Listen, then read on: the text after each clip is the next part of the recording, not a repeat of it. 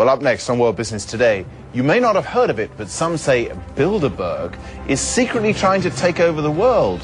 We're trying to find out why some of the biggest names in business and politics are currently meeting very discreetly in Germany.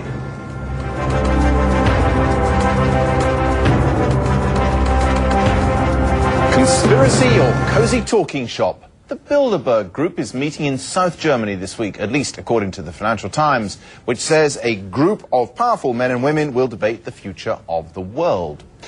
The paper says the steering committee of Bilderberg includes Deutsche Bank boss Josef Ackermann, Nokia CEO Jorma Ollila, Daimler Chrysler's Jürgen Schrempp, and outgoing World Bank President James Wolfensohn.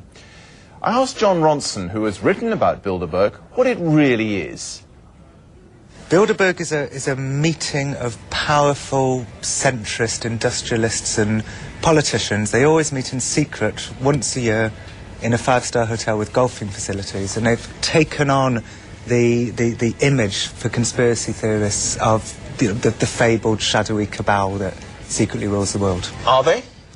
Well, yes and no. I mean, they're a bunch of powerful people. They meet in secret. They say we meet in private, which isn't quite the same thing, is it? It's not quite the same thing. I do think that by and large, many members of the Bilderberg Group actually see themselves in much the same way as the conspiracy theorists see them, as this shadowy cabal out to, if not to rule the world, but to influence world events. What would they see as their purpose then? I mean, presumably it's a good get-together of powerful people. They don't often get a chance to meet away from the glare of the press. One could understand why they might want to have a private chat. Yeah, and that's certainly got something to do with it. They see themselves as wise globalist centrists. They were set up post the Second World War by people like Dennis Healey, David Rockefeller and various others. And there's a degree of idealism there, isn't there? Oh, they didn't want to go to war again. I mean... Oh, absolutely. Is that a sinister conspiracy? Well, I mean, it depends what side of the political spectrum you sit on. And you know, many of the anti-Bilderberg conspiracists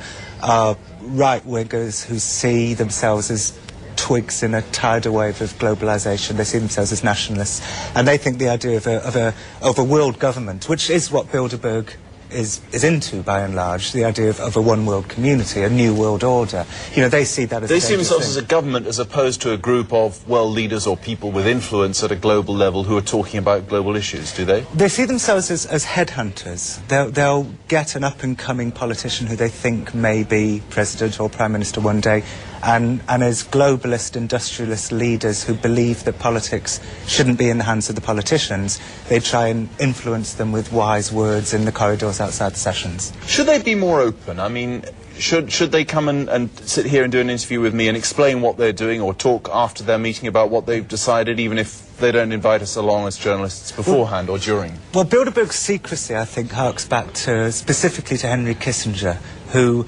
you know, in quite a silly way, I think, loves the idea of being this shadowy, secret figure. And it was Kissinger, as a founder member of Bilderberg, who had this idea to be this kind of secret organisation in quite a silly way, really. So, and I think some members, I mean, Lord Owen said to me at one point that, you know, he wishes... That's the former British Foreign Secretary and leader of the Social Democratic Party. Yeah, and he said he kind of wished Bilderberg, you know, didn't quite have this air of secrecy, because it gives rise to tremendous conspiracy theories. John Ronson there, who's written about Bilderberg in a book called Them, Adventures with Extremists. Now a question. What have Herbert Hoover, Art Linkletter, Jack London, and Richard Nixon all had in common? Well, they've all been members of the exclusive all-male Bohemian Club in California, where every year at this time, the elite from around the country get together for 2.5 weeks of fun and games. Steve Shepard has this special assignment report. More than 2,000 members of San Francisco's exclusive and all-male Bohemian Club have once again descended on Northern California. These men will spend most of the month of July encamped on some 2,700 acres of pristine and privately owned redwood forest. Forest very much like this. The place is called Bohemian Grove, and it's located just 80 miles north of San Francisco. The Grove is the Bohemian Club's summer retreat, and its facilities are hidden beneath lush forest canopy extending south from the banks of Sonoma County's Russian River.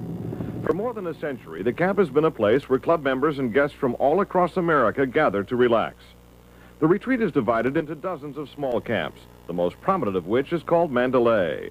Among its members are businessmen like Leonard Firestone and Edgar Kaiser, and political figures like Gerald Ford, Henry Kissinger, William French Smith, and George Shultz. President Reagan, Vice President Bush, and Defense Secretary Weinberger are members of other camps. Richard Nixon is a Bohemian, and so are high-ranking executives of such companies as Eastern Airlines, Standard Oil of Indiana, and Bank of America.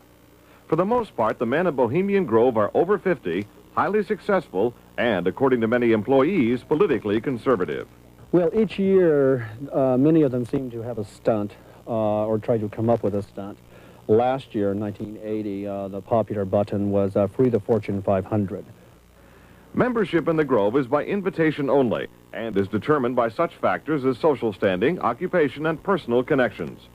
Privacy is one of the Grove's most cherished virtues.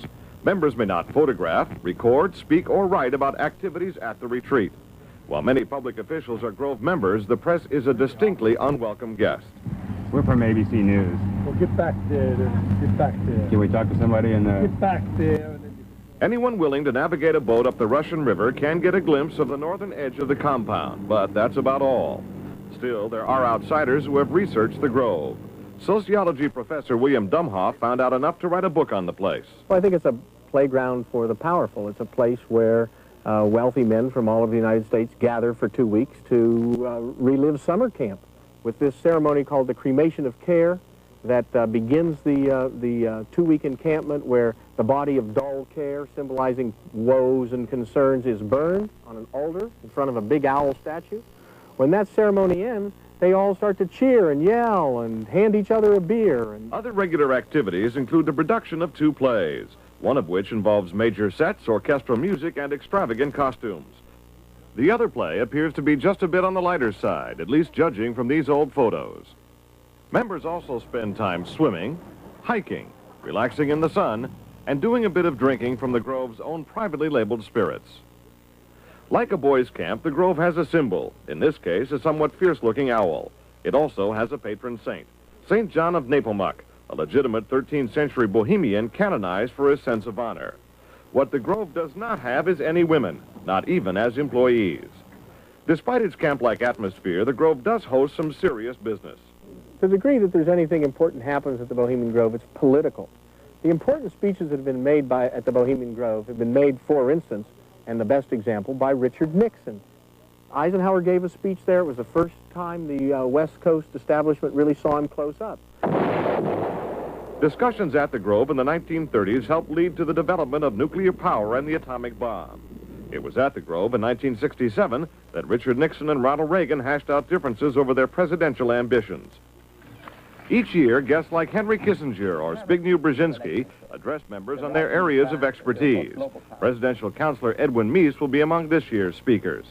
And each year, other guests come to the Grove simply to enjoy themselves. This year, CIA Director William Casey is a scheduled guest of John McCone, former CIA Director. Baseball Commissioner Bowie Kuhn has been invited as a guest of baseball owner Peter O'Malley. Despite the presence of so many notables, the Grove is not without its small headaches. Anti-nuclear demonstrators gathered near the entrance to the retreat this year to wave signs and chant slogans. The Grove is also facing a suit from the state of California because it refuses to hire women. Still, the Bohemian Grove seems in no danger of passing. Herbert Hoover called it the world's greatest men's party, and there is a list of powerful people waiting to get in on it. Steve Shepard, ABC News, San Francisco.